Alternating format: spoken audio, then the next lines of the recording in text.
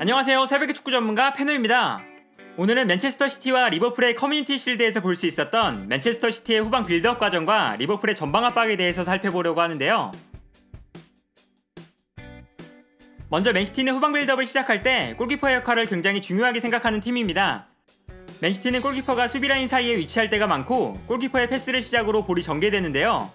골키퍼가 볼이 전개되는 방향을 결정하는 만큼 맨시티의 빌드업 과정에서 골키퍼의 역할은 굉장히 중요하다고 할 수 있습니다. 그리고 골키퍼가 빌드업에 적극적으로 참여하면서 맨시티가 얻을 수 있는 이점은 좀 더 높은 위치에 많은 선수들을 배치시킬 수 있다는 것입니다. 일반적으로 수비라인으로 내려와서 빌드업을 시작하는 선수는 중앙 미드필더인데 맨시티의 경우는 골키퍼가 올라와주기 때문에 중원 지역의 선수 숫자가 늘어나게 되는 것인데요. 이번 경기에서도 맨시티는 골키퍼로 출전한 브라보가 수비라인 사이로 움직이고 브라보의 패스를 시작으로 빌드업이 시작되는 모습을 보여줬습니다. 경기 장면을 보면 이러한 특징이 명확하게 나타나는데요. 맨시티는 빌드업을 시작할 때 브라보가 중앙 수비수 사이에 위치하고 그 결과 맨시티는 골키퍼와 수비수로 이루어진 3명의 최후방 라인 그리고 그 앞에 수비형 미드필더인 로드리가 배치된 형태로 빌드업 전형을 만드는 것을 볼 수 있었습니다.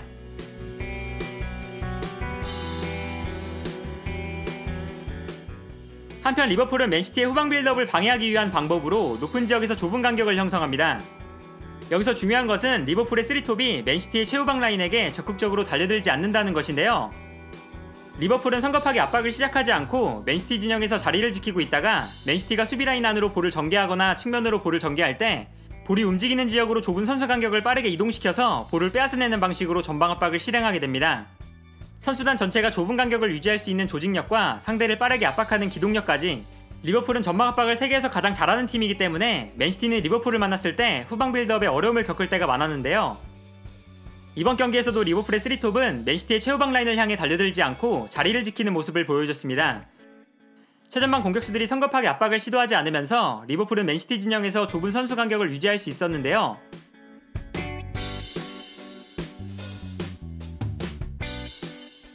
이 장면 또한 마찬가지입니다. 리버풀은 성급하게 압박을 시작하지 않고 수비 블록을 형성하고 있는데요.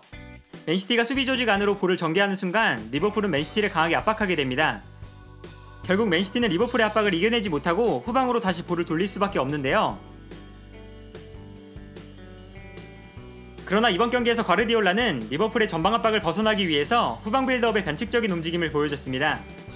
스톤스가 높은 지역으로 움직이면서 최후방에는 브라보와 오타멘디만 남게 되는 전형을 만든 것인데요.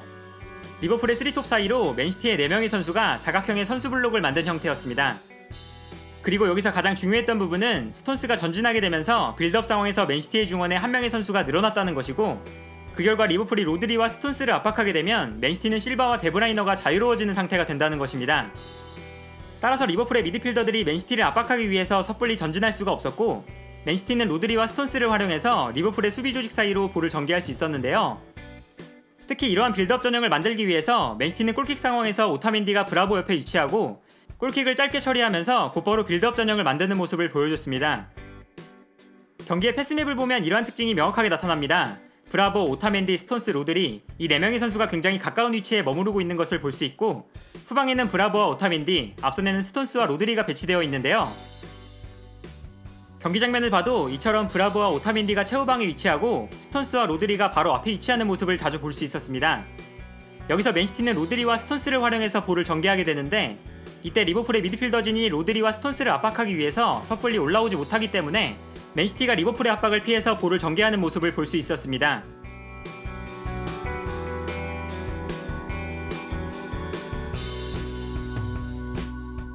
그리고 이러한 빌드업 전형을 만들기 위해서 골킥을 처리할 때 오타멘디가 브라보 옆에 배치되는 것을 볼 수 있었는데요. 브라보가 골킥을 짧게 처리하면서 오타멘디가 볼을 받게 되고 맨시티는 골킥과 동시에 4명의 선수 블록을 형성하게 되는 모습입니다. 또한 브라보의 롱패스도 리버풀의 압박을 벗어나는 데 중요한 역할을 했습니다. 앞서 살펴봤던 것처럼 리버풀은 높은 지역에서 수비 전형을 형성하고 있었기 때문에 수비 뒷공간이 넓어질 수밖에 없었는데요. 이때 브라보가 정확한 롱패스로 리버풀의 뒷공간을 향해서 볼을 보내줬습니다. 리버풀의 3톱이 적극적으로 달려들지 않았기 때문에 브라보가 롱패스를 보내줄 수 있는 시간적인 여유가 있었고 사네나 스털링처럼 빠른 선수들이 리버풀의 뒷공간으로 달려나가면서 좋은 공격 찬스를 만들어내는 데 성공했습니다. 그리고 이처럼 브라보의 롱패스가 위협적으로 이루어지면서 리버풀은 수비 뒷공간을 신경 쓸 수밖에 없었는데 브라보의 롱패스를 경계하는 과정에서 리버풀 수비진이 높게 올라오는 것을 망설이는 순간 리버풀의 선수 간격이 멀어지면서 맨시티에게 공간이 발생하는 경우도 나타났습니다. 경기 기록만 봐도 브라보는 이번 경기에서 23개의 롱패스를 시도했는데 지난 시즌 맨시티의 주전 골키퍼였던 에데르송이 경기당 평균 7.3개의 롱패스를 시도하면서 프리미어리그에서 롱패스 숫자가 가장 적은 골키퍼였다는 것을 생각해보면 맨시티가 이번 경기에서 얼마나 적극적으로 브라보의 롱패스를 활용했었는지 알 수 있었는데요. 경기 장면을 보면 리버풀의 공격수들이 전방에서 적극적으로 달려들지 않기 때문에 브라보에게 시간적인 여유가 발생하는데요. 이때 브라보가 전방으로 롱패스를 보내주게 되고 브라보의 패스가 리버풀의 수비 뒷공간으로 정확하게 떨어지면서 맨시티가 좋은 공격 찬스를 맞이하게 됩니다.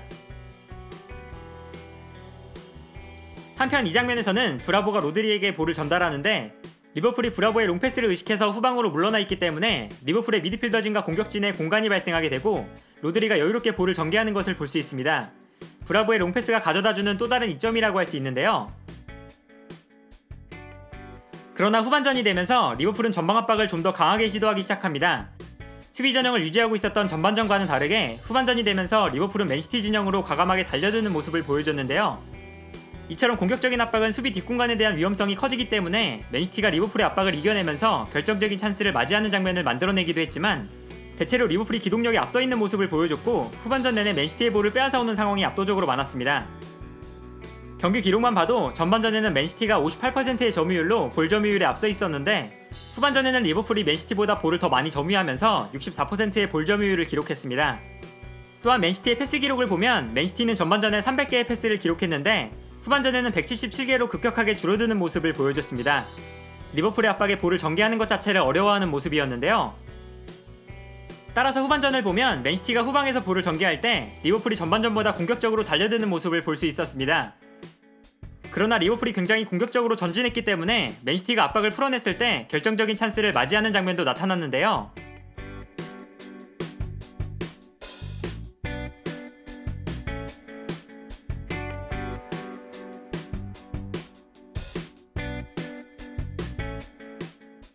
하지만 대부분의 경우에는 리버풀의 강한 압박에 맨시티가 고전하는 모습을 보여줬습니다. 이 장면을 보면 리버풀 선수들이 맨시티 선수들에게 적극적으로 달려들고 있는데요. 결국 이 압박이 성공하면서 리버풀이 결정적인 찬스를 잡게 되는 장면입니다.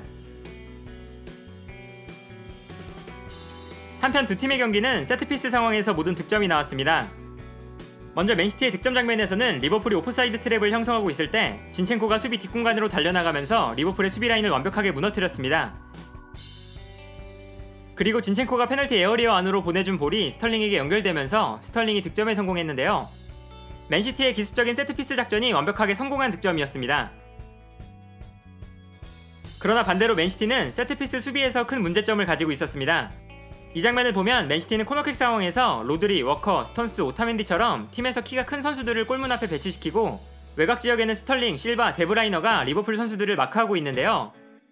이러한 코너킥 수비 방법은 맨시티의 전형적인 수비 방식이지만 여기서 문제는 외곽 지역에 배치된 선수들의 키가 크지 않다는 것입니다. 특히 반다이크를 스털링이 마크하고 있는데 반다이크의 신장이 193cm, 스털링이 170cm인 것을 생각해보면 분명 맨시티의 수비 방법에는 크게 문제가 있었는데요. 심지어 이 장면에서는 스털링이 반다이크를 놓치면서 반다이크가 자유롭게 슈팅을 시도했고 골대를 맞추는 장면입니다. 그리고 결국 리버풀의 득점 또한 세트피스에서 나왔습니다. 이 장면을 보면 프리킥 상황에서 반다이크가 가장 먼 지역에 위치하고 있는데 여기서 반다이크와 볼을 경합하는 선수는 진첸코였는데요. 보통 리버풀이 세트피스 상황에서 반다이크의 신장을 이용하는 경우가 많은데 진첸코와 반다이크가 공중볼을 경합한다는 것은 맨시티에게 굉장히 불리한 상황이었습니다. 물론 이 상황에서는 반다이크의 머리를 향해서 볼이 연결되지는 않았지만 수비가 걷어낸 볼이 반다이크에게 흘렀고 반다이크가 올려준 볼을 마티프가 머리에 맞추면서 리버풀이 득점을 기록했는데요. 결국 스털링과 마티프의 득점으로 두 팀의 경기는 무승부로 끝났고 승부차기에서는 맨시티가 5대4로 승리하면서 우승을 차지했습니다. 본격적인 시즌이 시작하기 전이기 때문에 두 팀 모두 좋은 컨디션이라고는 볼 수 없었지만 리버풀의 전방 압박 그리고 압박을 풀어내려는 맨시티의 후방 빌드업 과정이 굉장히 흥미로웠던 경기였고 두 팀이 이번 시즌에도 치열하게 우승 경쟁을 하게 될 것이라는 예상을 할 수 있었던 경기가 아니었나 합니다. 오늘 영상은 여기까지고요. 시청해주셔서 감사합니다.